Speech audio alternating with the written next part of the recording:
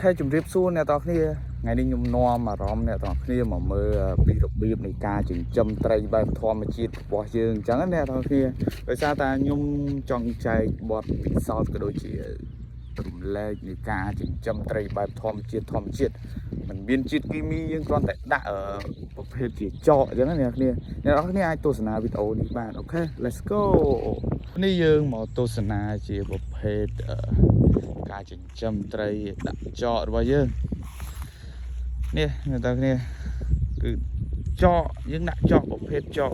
ធម្មជាតិយើងនេះមាត់ត្រីនេះហ្នឹងមាត់ត្រីចំពោះត្រីនេះគឺយើងចិញ្ចឹមបែបធម្មជាតិរាប់រយស្រះតែម្ដងអ្នកទាំងគ្នាយើងសឹកដាក់សម្គាល់ហើយយើងមិនមែនជាការចិញ្ចឹមដាក់ចំណីអីទេគឺយើងដាក់តែចកទេអ្នកគ្នាហើយចំពោះការដាក់ចកនេះគឺយើងដាក់មកហើយត្រីហើយខ្ញុំបញ្ជាក់ថាត្រីគឺយើងដាក់ត្រីមួយស្រះនេះឧទាហរណ៍ស្រះនេះយើងដាក់ឃើញទូចយើងដាក់10000ក្បាល15000ក្បាលអញ្ចឹងណាតែស្រះនេះ15000ក្បាលបើថាស្រះធំខាងក្រោយនោះគឺយើងដាក់រហូតដល់តែ20000ទៅ30000ក្បាលតែម្ដងអ្នកទាំងគ្នាហើយចំពោះត្រីយើងគឺល្អមែនទែនគុណភាពធានា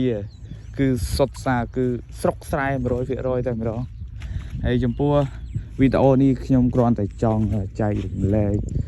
បទពិសោធន៍ឲ្យអ្នកទាំងគ្នាបានដឹងទេថាការចិញ្ចឹមត្រីបែបធម្មជាតិយើងគឺ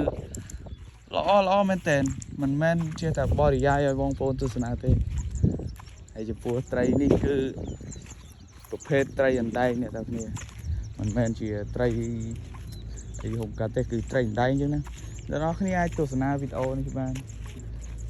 ហើយចំពោះវីដេអូនេះគ្រាន់តែចង់ចែករំលែកទៅថាខ្ញុំបញ្ជាក់ថាគឺគ្រាន់តែចែករំលែកបទពិសោធន៍នៃការចិញ្ចឹមត្រីបែបធម្មជាតិរបស់យើងអញ្ចឹងអ្នកនេះហើយអ្នកតាគ្នាអាចចិញ្ចឹមត្រីប្រភេទជាត្រីអណ្ដែងដាក់ចកឬក៏ថាត្រីក្រាញ់អីយើងដាក់ចកក៏បានដែរអ្នកនេះយើងដាក់ប្រភេទចកនេះគឺល្អមែនទែនសម្រាប់ត្រីយើងណាមាត់ជាមួយមាត់វិស័យនេះជាមួយខ្ញុំរីនោះភ្លឹមហ្នឹងនេះខាងតែថាក្នុងកាមេរ៉ាវាមើលអត់សូវឃើញទេប៉ុន្តែនៅក្រៅមិនឃើញទេគឺប្រភេទត្រីអណ្ដែងនេះគឺច្រើនមែនទែនតែម្ដងណាបងប្អូនហើយយើងវីដេអូនេះដូចជានេះជាមួយមាត់ត្រីអណ្ដែងជាមួយគោ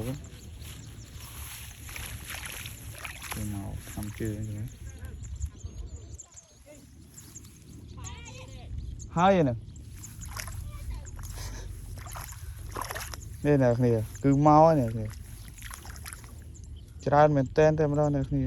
អូខេវីដេអូយើងក៏មានតែប៉ុណ្្នឹងដែរអ្នកគ្នាសម្រាប់អ្នកទាំងគ្នាទស្សនាក៏ដូចជាចែករំលែកនៃការចិញ្ចឹមត្រីបែបធម្មជាតិរបស់យើងចឹងអ្នកគ្នាអូខេបាយ